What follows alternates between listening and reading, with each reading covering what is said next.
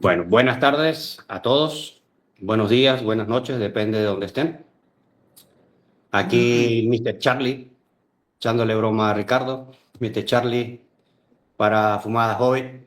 Hoy tenemos el gusto de tener a otro artesano nuestro, otro artesano argentino, que tiene muy buena trayectoria, pero antes de yo hablar un poco más de él, vamos a dejar que él mismo nos hable un poco de lo que es Matías, primero como tal, si es pipa fumador, si no es pipa fumador, si ha trabajado anteriormente con maderas y luego pues entramos un poco con el tema de fabricación de pipas, que es su pasión.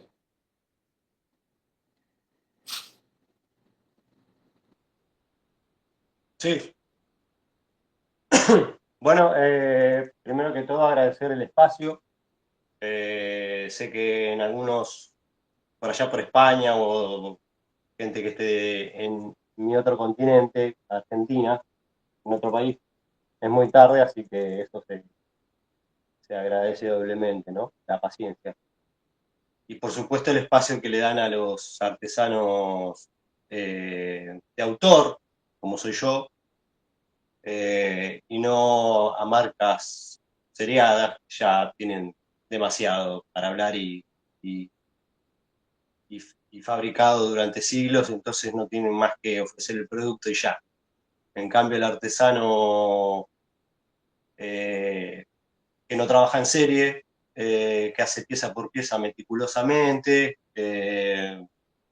cuesta más a veces darse a conocer, por eso el agradecimiento del espacio y, y bueno, no, esta buena cofradía que existe es realmente gratificante, como repito, para alguien que está en un pueblo lejano de Argentina, como es mi caso, y poder llegar a otros países y que conozcan también mi trabajo.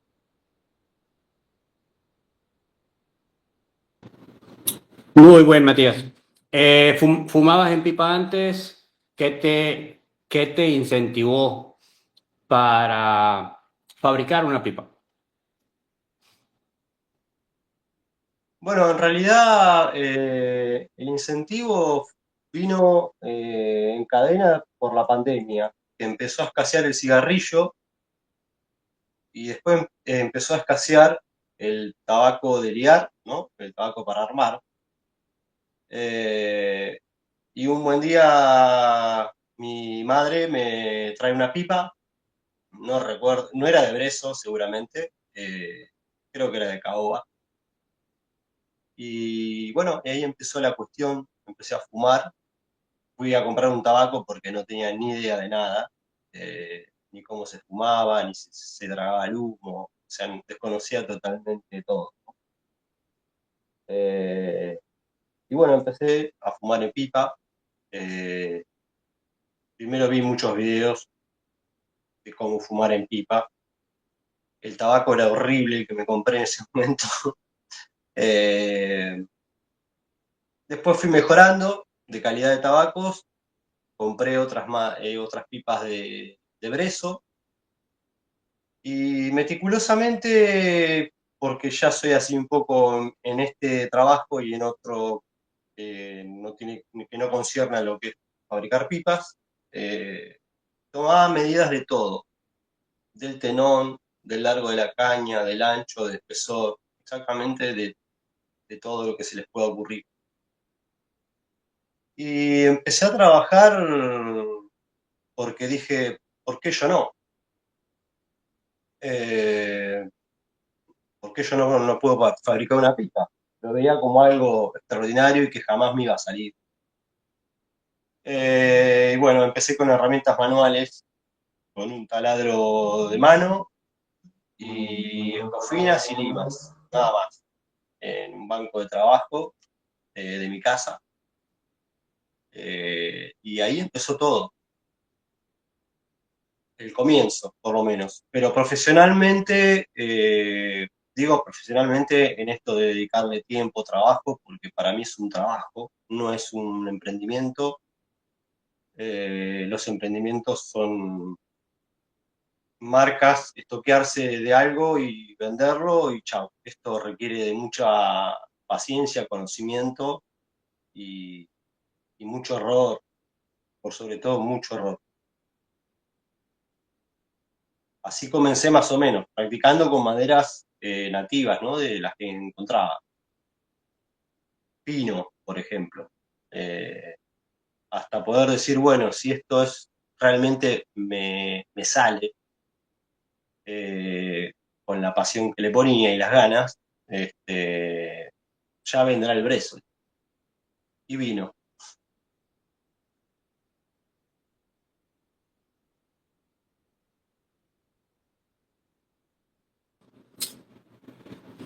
Has trabajado muchísimas maderas.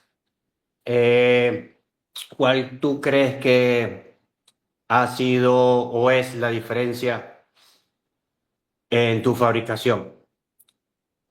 ¿Trabajas con o has trabajado con maderas frutales, cítricas? Y aquí te voy a hacer una pregunta y podría ser autocontestada, pero espero que tú me la contestes. Eh, Solo puedo usar cítricos a nivel de frutas, además de peral. ¿Por qué no puedo usar mango, por ejemplo? Bueno, la verdad que yo en lo que es maderas frutales solamente trabajé limón y peral. No puedo darte certezas del mango, pero yo creo que cualquier madera frutal es buena. Hay algunas que reaccionan eh, demasiado defectuosos en el sentido de porque tiene mucha resina y mucho aroma y puede dificultarle el sabor al tabaco, darle el sabor al tabaco. Pero no he trabajado más que esas dos maderas. Después he trabajado maderas mexicanas, maderas brasileras, eh, mismas maderas de acá de Argentina, eh, en ese proceso de buscar el brezo antes. Eh, y la verdad que el Guayacán, por ejemplo, ahí Carlos, entras vos, este, el itín, que el itín es como, sería como el ébano argentino, es una madera muy dura, de hecho fabriqué también en ébano, eh, y un montón de maderas más, guayubira, por ejemplo. Eh, Después no me acuerdo bien que me preguntaste, pero lo que pasa es que hay un mito para mí, no sé si mito, pero bueno, el brezo es el rey por excelencia porque es un arbusto que se cultiva especialmente para esto, ¿no? Y tiene un montón de procesos de curado y demás que uno lo adquiere, lo compra, lo recibe y listo. Pero creo que hay maderas que se pueden lograr. eh, Acá en mi país hay maderas que no tienen mucho que envidiar. Lo que pasa es que el proceso de curado y de hervido y demás conllevaría mucho tiempo y muchos años. Entonces, bueno, uno termina comprando el brezo porque también es una madera muy, muy noble y tiene todas las aptitudes para trabajar y hacer una pipa. Aunque Eh, en lo que tiene que ver con lo artesanal y lo manual, yo me gusta tallar mucho, no uso mucho el torno, por ejemplo, sí las manos y las herramientas como las cuchillas de tallar. Eh, yo elijo el olivo, por ejemplo, pero bueno, es una preferencia, ¿no?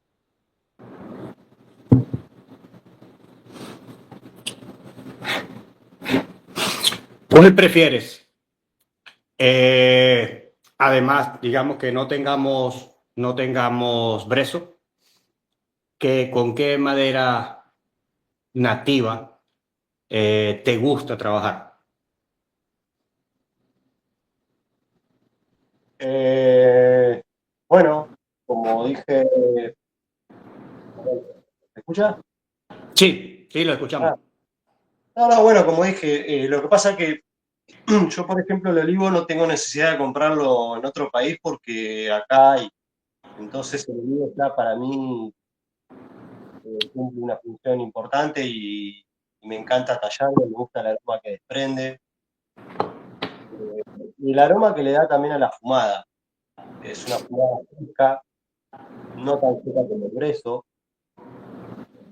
Eso en cuanto a maderas nativas que yo puedo conseguir acá. La guajira es otra, que es una madera dura. El quinquín, en otro país como cuál sería el equivalente, pero el bocote también, aunque es más aromático que el olivo, el guajital, eh, como maderas alternativas esas. Eh, Lógicamente yo trabajo con brezo, morta y olivo en estos momentos. Eh, Me preguntás, perdón, maderas alternativas, eh, el hombre trabaja muy bien y fuma muy bien. Con respecto, bueno, el brezo sabemos que cuando nosotros ya lo adquirimos, ya relativamente ya debería o debe venir ya, digamos que tratado. Pero a nivel para ti, allá, del morta y el olivo, ¿tú lo tratas? ¿Cuál es ese tratamiento previo para comenzar a fabricar pipas? Yo lo compro, al brezo lo compro seco, porque algunos proveedores te dicen que está un poco húmedo. Lo que, aunque lo compre seco, yo lo dejo estacionar por lo menos entre 2 o 3 meses, el brezo y la morta. Porque se nota a la hora de mecanizarlo como desprende viruta, una viruta más, obviamente húmeda y más liviana. Sea una pipa para hacer un mueble o lo que fuese, necesita un tiempo de descanso por la salud y la resina que tal tiene. Evidentemente, y creo yo, necesita tener taninos. Si uno compra esto y lo trabaja de golpe a la semana que lo adquiere, eh, puede sufrir alguna fisura o alguna deformación. No está totalmente curado, como dicen, o como se cree, por lo menos en mi experiencia. Bien, señores, ya cualquiera que quiera preguntarle a Matías para que esto no siga siendo una entrevista que no es la idea. Señor Horacio, puedes preguntarle. Gracias, Ricardo. Carlos, eh, la pregunta, tengo dos o tres, pero bueno, una de todas es el tema de las boquillas. He visto ahí en tu página que tenés unas boquillas, no sé si las haces vos. Vi unas con colores por ahí verdes que me llamaron la atención, con algún pedacito de caña que creo que también. Bueno, si nos querés contar un poquito cómo las haces, si es que las haces vos o por ahí las compras a algún proveedor, bueno, ese tipo de cosas. No, no, las boquillas las hago yo, desde cero. No compro eso porque me parece que, de hecho, en algún momento compré Ebonita y no, tiene demasiada carga mineral. Digo, para tratar de que el producto sea lo menos tóxico posible, la Ebonita además se oxida rápido.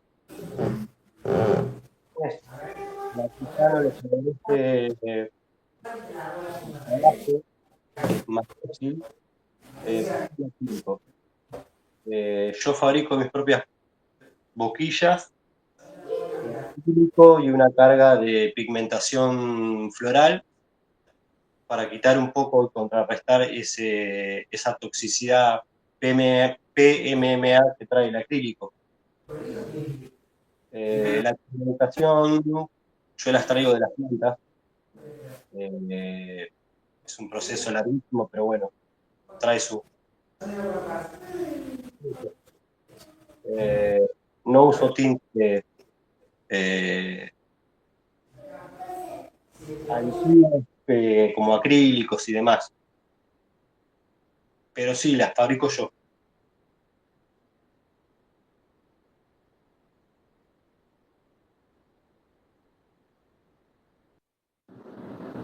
Don Carlos.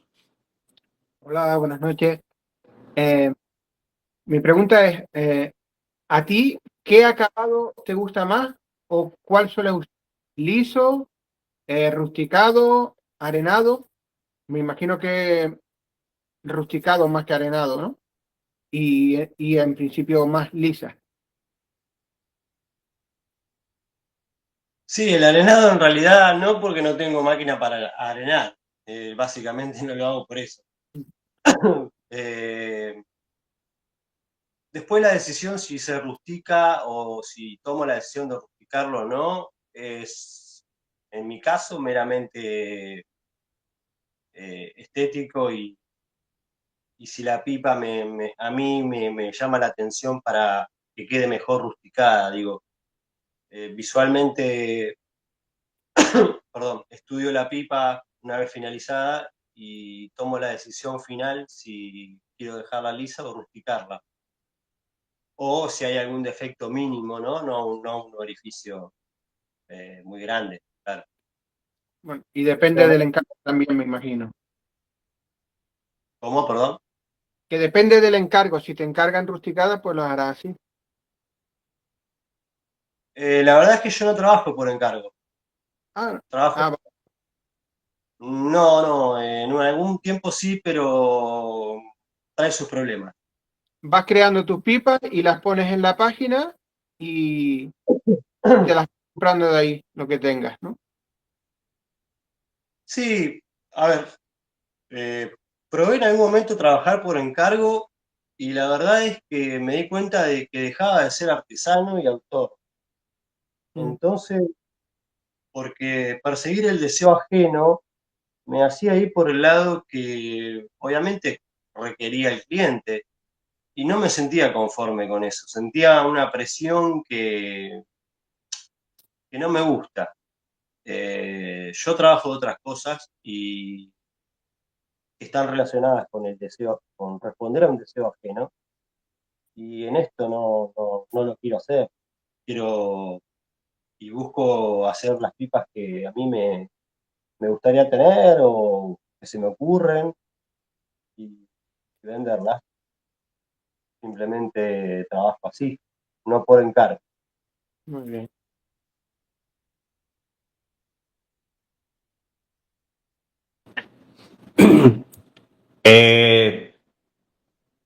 Según lo estudiado y lo leído de tu trabajo, comentas que utilizas plantas para los pigmentos. ¿Cómo es el proceso? ¿Qué plantas utilizas? ¿Cuál es su investigación? Ya que eso ya va un poco más a lo que es la parte del mercado, pues digamos que la parte industrial. Ya te alejas de la parte industrial y haces tu trabajo, tu investigación a nivel de pigmentos. Además de eso, eso tiene, creo yo, no sé, ya nos lo dirás, tiene muchísimo más tiempo de espera para poder ir pigmentando la madera. La madera no, las boquillas, perdón. Perdón, el tema de pigmentación a nivel de plantas es las boquillas. no la madera. La madera sí se pigmenta con pigmentos industriales, a base de alcohol, claro está. Claro, claro, exactamente. Solamente lo uso para las boquillas, porque, bueno, el proceso es larguísimo, pero básicamente es buscar flores que tengan mucho color, no importa cuál, no una planta verde, aunque algunas funcionan, pero mayormente busco rosas, margaritas o una flor amarilla que no me va a salir el nombre ahora. Y sí, plantas verdes también, cualquiera, no, abro el espectro, no me cierro a nada. Es un proceso de hervido, eh, donde cae todo el sedimento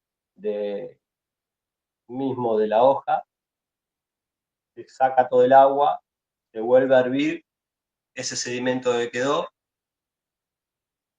que ya es como una especie de arena lo que queda, se vuelve a lavar ese pigmento, y después se hierve de vuelta, se deja secar semanas, para lograr un polvillo como harina, esa granulometría más o menos, justo. Y con eso pigmento las boquillas con acrílico. Es decir, para salir de todo lo industrializado, porque si yo, por ejemplo, aparte, ¿no? De lo que preguntaste, pero veo tiendas que tienen todo, inclusive hasta decorado con los orificios del canal y el hornillo, la boquilla, los insertos, etcétera, etcétera, etcétera. Digo, si yo compro todo eso, no soy artesano. Soy un mero productor de serie que quiere, en serie digo, que quiere comercializar un producto y ya, pero no tiene nada de artesanal.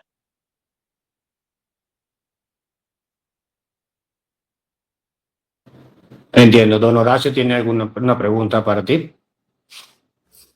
Sí, vi ahí que tiene un montón un montón no, dos insertos normalmente las pipas porque son de un color verde la boquilla muy interesante y otros de caña.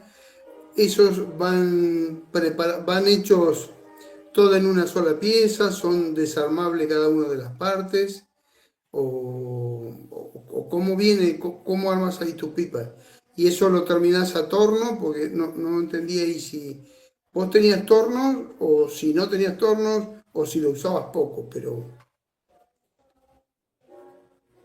son... No, algunos anillos que vos mencionás, yo trabajo todo apilado, digamos, en una pila, en una sola pila, en una sola, en una sola pieza, vamos a decir.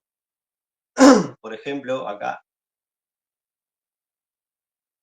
esto está, se hace un pequeño, termino la pipa en el torno y el grupo, y se le hace un pequeño torneado, un rebaje para insertar esta pieza que en este caso es Bresto. Después, lo mismo con acrílico. Yo el torno, mirá, me costó por venir de esa manualidad y esa cosa más rudimentaria de trabajar con materiales y herramientas manuales. Cuando me compré el torno tardé 6 meses en usarlo, porque tenía un poco como de terror, ¿viste? Al error y demás. Después vi 200.000 videos de, creo que Miguel Sánchez, un español, no sé si lo tienen, para cómo usar el torno. Y bueno, después recibí mucha información, porque la busqué, de artesanos europeos como Ludwig Lorenz, mismo provenzano. De Argentina la verdad es que no recibí mucha información. Hay una cuestión ahí de secreto de Estado, desgraciadamente. Y bueno, ahí me fui formando un poco para ver cómo hacer este tipo de insertos que me preguntabas vos, Horacio. No sé si respondí a tu pregunta. Sí, sí, perfecto, perfecto, entendido totalmente. Creo que alguien levantó la mano y después te hago otra. Adelante, Carlos. Bueno, veo que tus pipas no son modelos estándar, sino básicamente modelos de autor. No, ¿en qué te inspira o cómo es el proceso? ¿Tú ves la pieza y tienes la pipa en mente o la madera te va llevando a la forma que van tomando? Y mirá, suceden las dos cosas. Hay noches que me acuesto o mañanas que me levanto pensando en una forma. A mí me gusta, por ejemplo, mucho el cine. Leo algunas cosas también. Entonces me traslada una imagen mental que después la llevo a cabo, trato de llevarla a cabo a una pipa. Pero en la toma de decisiones sí estudio la madera por una cuestión de para dónde van las vetas, pero también hay que tener un poco de rebeldía y no seguir el orden de la beta y contrariarla. Eh, en mis comienzos dibujaba mucho, como expliqué antes, era muy meticuloso con las medidas y ponía la plantilla en un trozo de madera eh, pegada acá y bueno, y demás, o la dibujaba. Ahora no, se me viene una imagen a la cabeza y trato de seguir ese patrón. Después sucede que va saliendo otra cosa. No siempre lo que pienso me sale, pero bueno, es también buscar el lado, salirse del mero hecho de hacer una pipa. Hay que, por lo menos yo, como te dije, el cine me inspira mucho, la naturaleza misma también, las formas. Eh, no encerrarse en hacer una pipa porque sería muy aburrido. Eh, Luego, veo que tienes ahora más o menos una capacidad de hacer como 100 pipas al año. Eh, Sí, Eso es una pipa cada 3 o 4 días. Desde cero, una pipa artesanal. Me imagino que habrá algunas que te lleven muchísimo más. Y eso contando sábados y domingos. Si no lo contamos, ¿cuánto tardas tú en terminar una obra tuya, una pipa, con los acabados y con todo? y depende de la forma de la pipa. No es lo mismo hacer una ampol que una pipa recta. Ambas llevan un montón de precisión, pero eh, no sabría decirte el tiempo aproximado que me lleva a hacer una pipa, porque hay algunas que me llevan una semana y hay otras que me llevan 3 días. Todo depende del estímulo que tenga ese día para seguir trabajando. También es verdad que con el tiempo y ya sabiendo ciertos yates y ciertas cuestiones de cómo se fabrica una pipa, eh, produzco menos que antes, produzco la misma cantidad anual casi, pero con menos frecuencia. Yo antes trabajaba de 15 a 18 horas en mi taller. Por esa cosa, sí, soy bastante meticuloso y hasta un enfermo. Pero bueno, fue toda una pasión que empezó y un romance con la pipa que ahora bajé un poco y que bueno, hago, voy más tranquilo, porque ya sé cómo hacerlo. Pero igualmente, pese a trabajar en otras cosas, en otro ámbito, yo trabajo de lunes a lunes. Como dije antes, para mí es un trabajo, no es un emprendimiento. Y gradualmente tu taller también fue creciendo, ¿no? Con más herramientas, con más material. Sí, con lo cual no tiene mucho sentido, digo, esto va a modo de recomendación para quien quiera empezar. Yo me llené de herramientas, a ver, no es que no tengo un taller de 16 metros cuadrados, tampoco es tan grande, pero ni muy chiquito. Pero no se necesitan tantas herramientas, aunque sí, he tratado de sumar más herramientas para mejorar la calidad y saltar ciertos pasos. Pero, por ejemplo, sigo cortando con serrucho, hay una forma.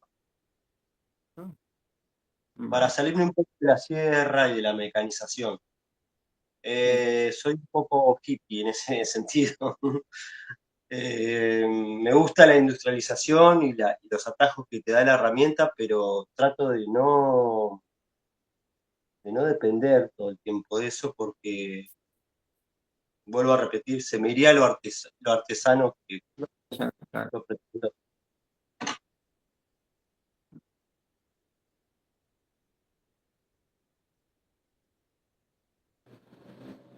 El señor Horacio tiene una pregunta y luego de eso te voy a hacer una pregunta interesante. Sí, también estaba ahí Luis Carlos, que había levantado la mano, Carlos, por si lo tiene. Dos cosas. ¿Cómo le das el acabado? ¿Con aceite? ¿Con carnaúba? Bueno, no sé qué métodos tenés. Y después si me podés comentar, porque para mí es un chino, ¿cómo es el tema del ingreso del brezo? Que para vos debe haber sido otro chino más, del brezo al país. ¿Se puede? ¿Se complica? Yo vivo en el mismo país y sé que se puede todo, ¿no? Hasta lo que no se puede, se puede. Pero bueno, si de alguna manera lo podés decir con gusto. Gracias. Sí, con respecto a los acabados, yo uso aceite danés o aceite de TUM, que para mí es mejor, porque el aceite danés tan famoso que se utiliza para las pipas, eh, tiene mucho olor a barniz. Entonces yo prefiero el aceite de TUM o hago un preparado yo mismo de cera de abejas con aceite de oliva. Aceite de oliva precurado, ¿no? No el aceite de cocina. Y con respecto al ingreso del brezo, es complicado en Argentina. Aduana, más en este momento de gobierno que estamos transitando, ha puesto muchos frenos y terminás pagando una compra quizás el doble por el mero hecho de ingresar al país. Yo ahora recientemente me llegó un encargo de brezo, pero tengo retenido ya casi hace 9 meses, 10, otro stock que había comprado por caprichos del país. Pero bueno, se puede.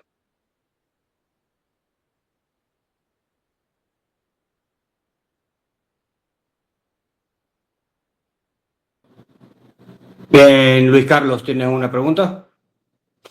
Bienvenido. Sí, muchas gracias. Yo, como queráis, si que prefieres hacérsela tú, Carlos, no tengo problema ninguno. Bueno, aquí estamos todos para conversar y pasar un rato agradable conociendo a Matías y de esta forma Mm, tengo más dinámica. Vale, mi duda igual Perdón, mi duda es igual un poco tonta, pero bueno.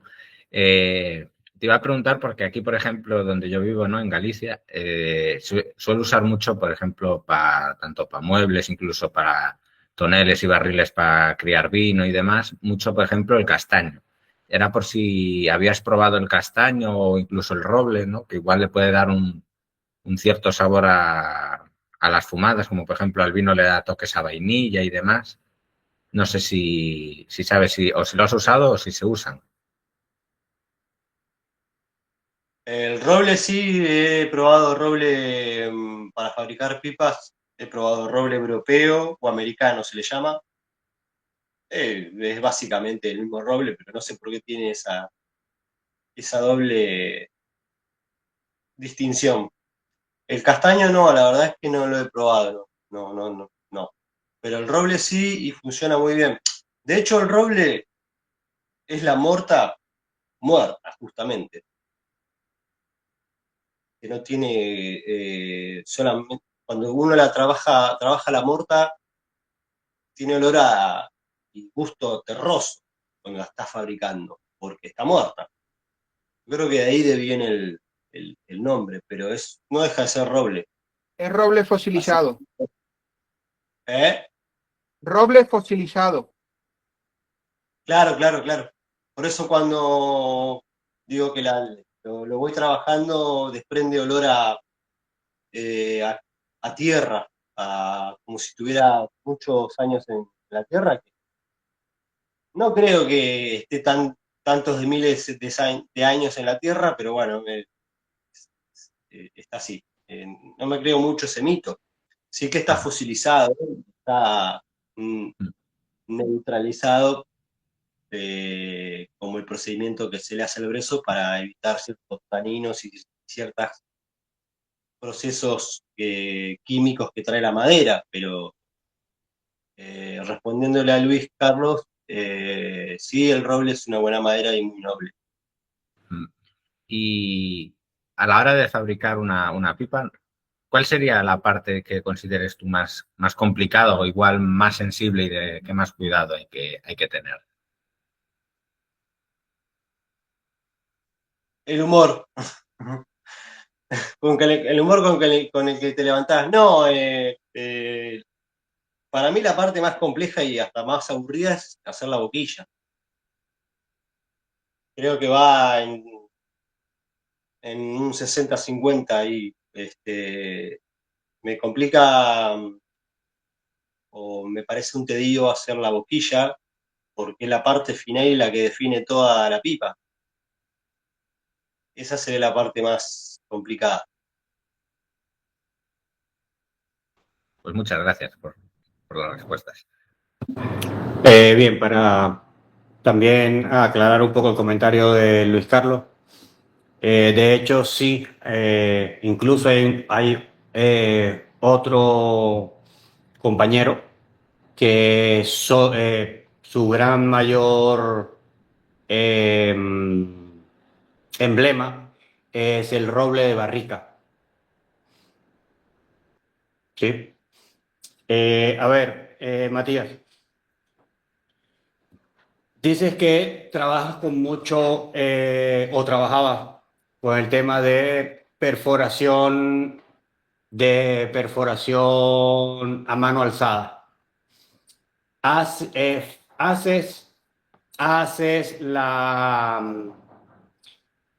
la perforación antes o después de hacer la pieza.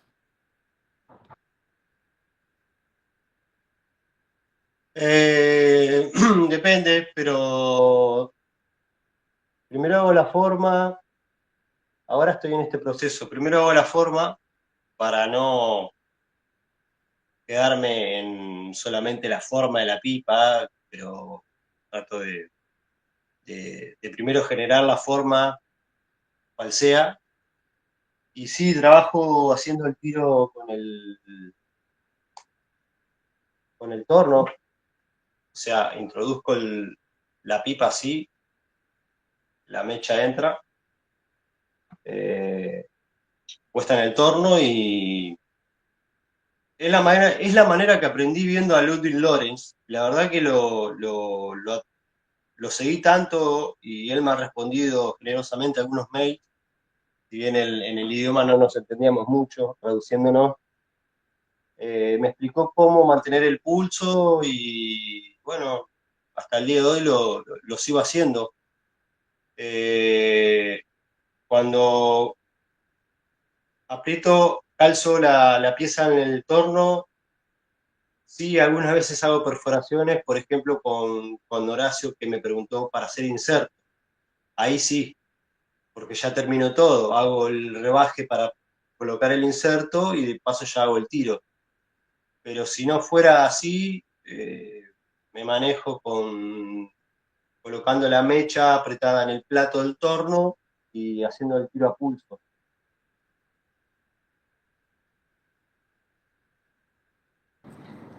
Siguiendo con ese punto de vista, ¿has tenido algún error que tú dices, perdí la pieza?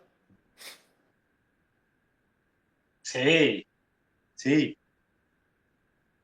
Yo creo que el mito de que toda pieza esto lo va a entender cualquier artesano, ¿no? O el que se dedique no solamente a pipa. El que no comete un error no tiene sentido,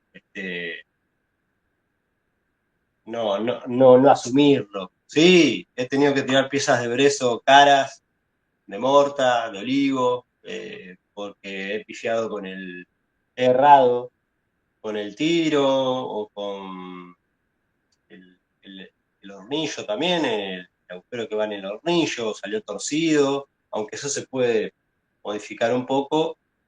El tiro de la caña hacia el hornillo es fundamental. Y sí, he perdido muchas piezas, sí, sí.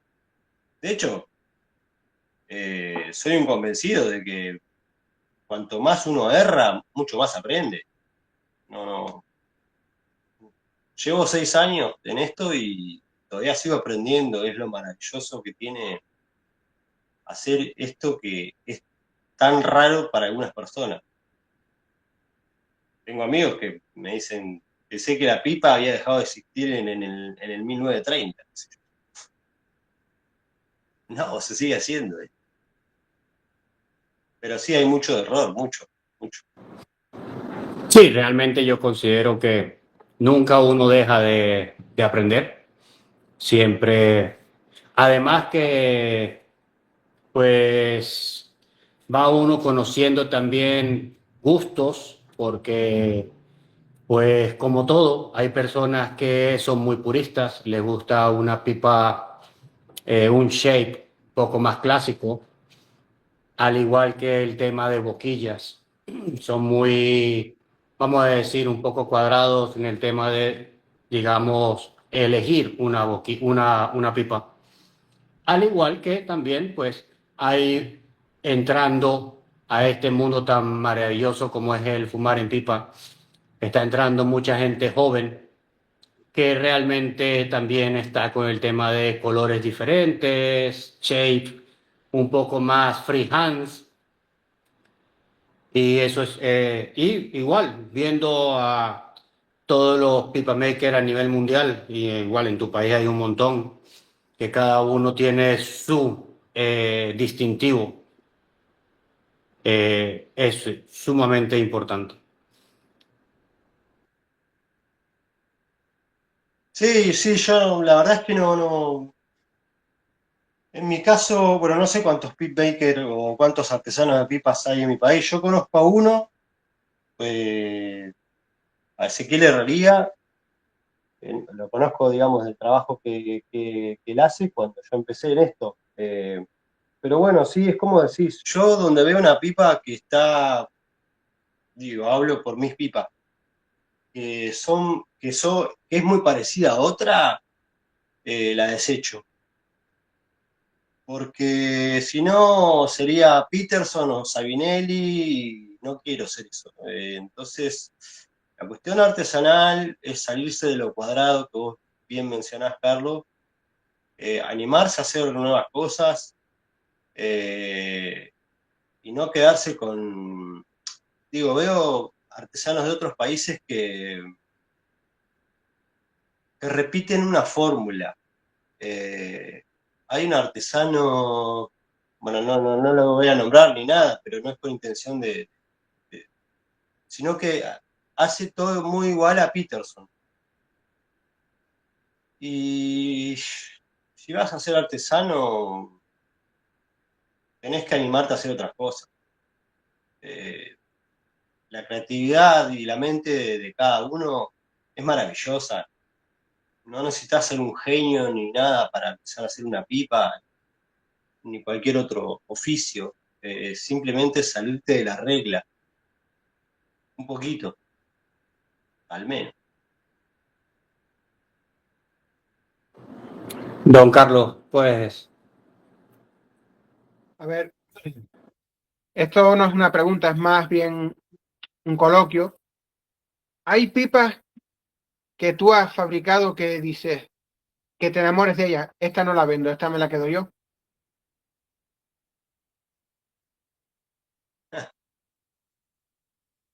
Sí, pero no tengo ese fetiche con mi trabajo, ¿no? La verdad es que me encantan todas las que hago, algunas las odio, o no sé si las odio, pero no me gusta, y porque no persiguió el interés eh, del proceso que quería, pero sí, alguna me gustó, pero no así como un fetiche para quedármelo y amarla y cajonarla en mi batea de pipas. Eh, la verdad es que no me pasa eso. Y normalmente, ¿cómo vendes? ¿Online o también vas a exposiciones y reuniones de fumadores y muestras tus pipas y las vendes ahí? Yo vendo online por Instagram. En algún momento tenía una página a modo de tienda, pero bueno, no me resultó. Me pareció que es mejor vender por Instagram y charlar con la persona, que la persona me pregunte cuestiones, porque por ahí es principiante, por ahí no, y no sabe distinguir entre el olivo y el grueso increíblemente, pero bueno, es así. El artesano tiene que guiarlo. Después participo en exposiciones, ahora voy a participar en una en Cagli, en Italia, pero porque tengo parientes allá, ¿no? Yo no voy a estar presente por una cuestión de costo. Y en Virginia, en Estados Unidos también. Qué bueno. En el Pipe Show de Chicago ya me parece que es otro mundo, mucho más, más frívolo. Digo, no le doy el no, pero me parece que hay más espuma que vino. Muy bien. Luis Carlos. Yo por cambiar un poco de tercio, quería saber qué tabacos a ti te suele gustar fumar en pipa. Sí, si fumas, supongo que sí. Vos sabés que yo fumo poco. Si fumo una o dos veces al año, eso es mucho, porque entre el trabajo cotidiano, fumar en pipa yo lo relaciono y me da placer cuando realmente tengo ganas. No soy un gran pipa fumador, he sido, hay algunas latas por ahí que quedaron muertas y tengo tabacos, pero no soy de prender una pipa todos los días, por ejemplo. No, fumo muy poco. Y me gustan los lataqueados, las mezclas inglesas.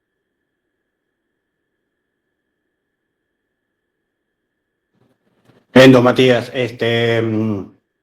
nosotros más que todo nos caracterizamos por el tema de la cofradía. Un comentario. Allí en Argentina hay muy buenas personas, muy buenos pipa makers, muy buenos artesanos. Cualquiera de ellos, para mi punto de vista, puede aportar muchísimo. Está el caso de nuestro cofrade Javier Croba. Es súper interesante su trabajo. Estuvimos conversando con Gastón de Ellimwood. Él es el que trabaja con el tema de la madera de barrica, de roble de barrica. Además, también no está de más poder tener una unión con blenders, grandes blenders de tabaco, como es el caso de Matías Monk, como es el caso de Jano Barbone. Además de Jano Barbone ser blender de tabaco, él fabricaba pipas antes y estaría a total disposición, sabiendo cómo es él. Si tienes alguna pregunta, él te la puede contestar, te puede ayudar en este caso. Carlos o Néstor o Luis Carlos, ¿tienes alguna otra pregunta para nuestro gran maestro de hoy? No, yo personalmente no. Yo te quería preguntar, ¿tienes algún reto, alguna cosa que digas, "Pues, ojalá cuando llegue a esto, ojalá que consiga, por ejemplo, una pipa que quisieras crear o fabricar en un futuro y digas, ojalá llegue a crear esta pipa"? No específicamente así como una pipa que nunca hice. Siempre tengo la certeza de que no quiero aburrirme de esto, cosa que no creo que lo haga porque me encanta. Pero bueno, siempre mejorar la precisión, ¿no? La precisión y la calidad, obviamente, del precio que compro, van de la mano. Pero no tengo así. Seguramente haga alguna pipa muy rara en algún momento porque mi cabeza trabaja bastante. Pero no, sobre todo mantener y perfeccionar el oficio.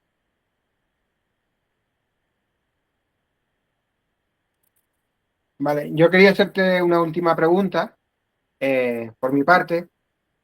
¿Haces o has pensado hacer atacadores que sean en común con la pipa? Tú fabricas una pipa con unas ciertas curvas, con una cierta estructura, y dice, a esta le podría hacer un atacador y venderlo en pack. O simplemente dices, no voy por esa rama, yo solo me dedico a las pipas. No, la verdad es que solamente fabrico pipas.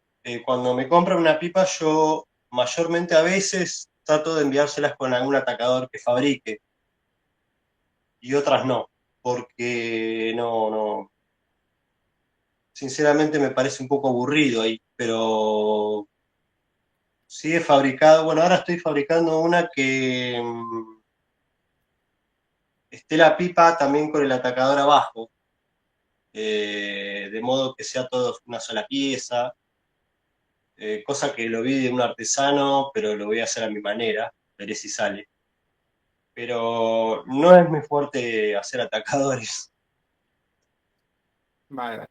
No, lo digo porque he visto pipas tuyas y son muy orgánicas, tienen formas orgánicas y me gustan mucho.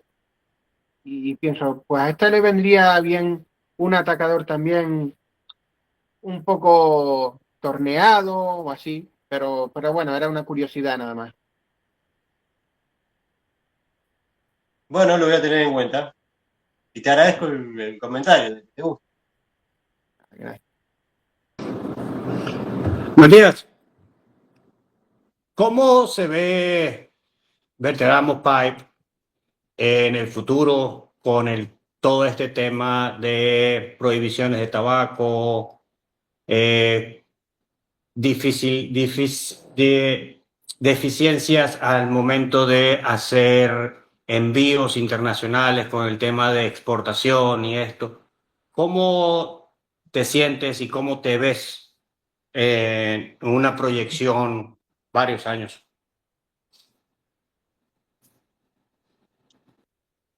Mirá, Argentina es un país que constantemente está en crisis, penosamente. Eh, y es muy fácil caer de bruces y no seguir. sea lo que hagas. Me apena mucho porque hay gente que está conforme con las crisis, para que al otro le vaya mal. El- Estoy hablando mal de mi país, pero realmente somos un país tan grande que nos cuesta mucho ponernos de acuerdo y, y dialogar, sobre todo. Se ha perdido mucho el diálogo. Me estoy metiendo en algo político, que espero que no me moleste a nadie, pero de eso depende mucho el futuro de un artesano de pipas, de un artesano de metal, de un artesano que haga blenders. Yo espero lo mejor siempre. Siempre voy a insistir en este oficio que encontré porque yo antes no sabía ni para qué servía un torno, ni nada respecto de este rubro. Eh, Así que mantengo la esperanza de que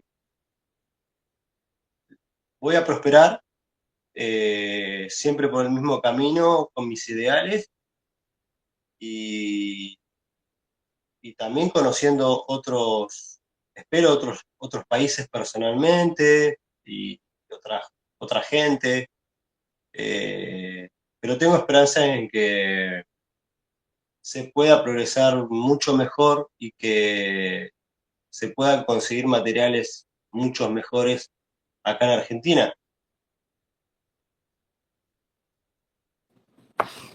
Además de fabricar pipas, Matías, ¿has hecho restauraciones en algún momento? Sí, sí, sí, de alguien que me compró y se le cayó por X motivo, sí, a ese nivel. Después restauraba pipas para mí cuando recién comenzaba. Y ahí dije, bueno, antes de comprar material y de ahorrar, quiero ahorrar con algo que ya está hecho. Pero no es mi fuerte la restauración, si bien puedo hacer.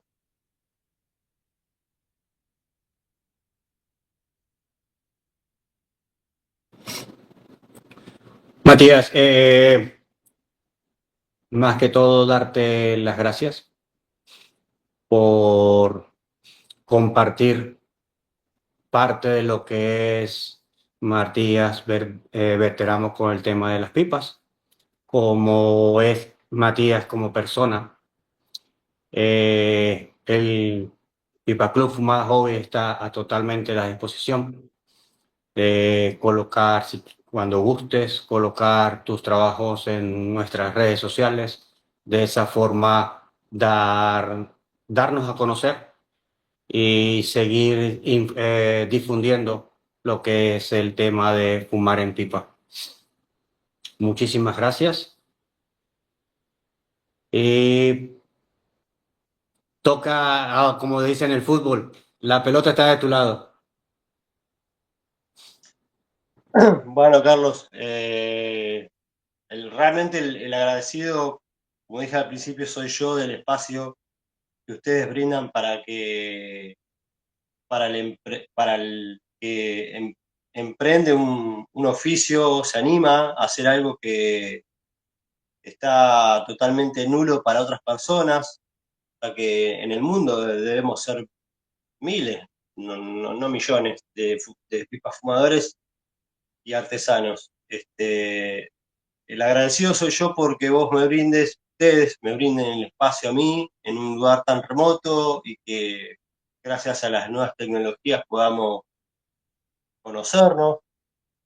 Y simplemente eso, agradecerte profundamente y sinceramente porque una vez está en su taller trabajando, haciendo cositas y piensa que no le importa a nadie o que se va a quedar ahí en su mundo encerrado y de golpe cuando vos me mandaste el mensaje por Instagram para tener una entrevista, yo no dudé porque creo que esto realmente fortalece y inspira a que uno pueda seguir trabajando de esto que tanto me apasiona a mí, como a muchos artesanos, seguramente. Así que el agradecido soy yo a todos ustedes. Antes de terminar, sabemos bien, o todos saben, que su servidor es un apasionado en el tema de fabricación, restauración. Como dice Carlos, los atacadores, para mi punto de vista, para mí personal, es la guinda del pastel a nivel de una pipa. ¿Qué recomendaciones le das a esas personas como yo, los locos que quieran comenzar o que quieran simplemente por curiosidad hacer una pipa para su uso personal? No digamos que ni siquiera a nivel comercial, porque realmente es más un hobby que un tema comercial, es más un ¿por qué no puedo yo? Así lo veo yo, el por qué yo no puedo, porque ellos sí pueden y yo no puedo. Y un tema de amor al tema del material, porque es un material muy noble, es un material muy bonito, la madera es muy bonita, que le coloquemos una boquilla de otro material es simplemente no es ni siquiera una cuestión estética, es por una cuestión de practicidad al nivel de limpiar el instrumento con el cual disfrutamos tantos tabacos que hay. ¿Cuál es la pregunta, perdón? ¿Qué recomendación le das a la persona que quiera Bien, meterse en el mundo de fabricar una pipa? que tenga sensibilidad.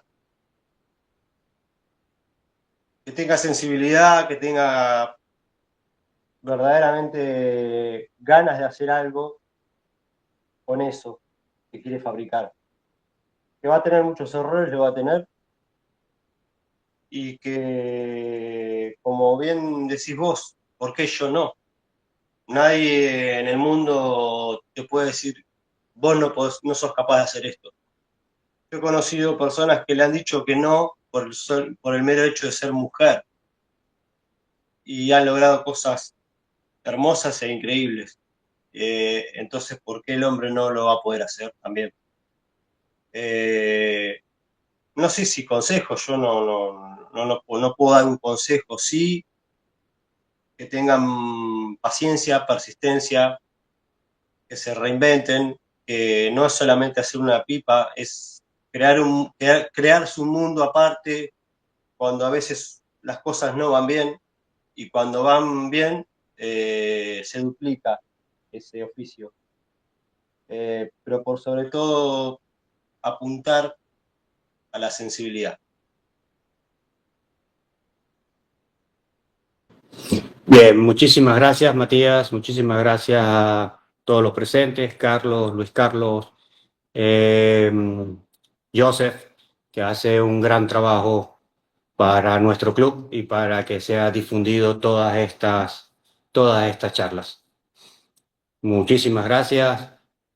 Buenas tardes, buenas noches, buenos días para las personas que luego vean el video. Muchas gracias. Muchas gracias a todos. Que estén muy bien, gracias.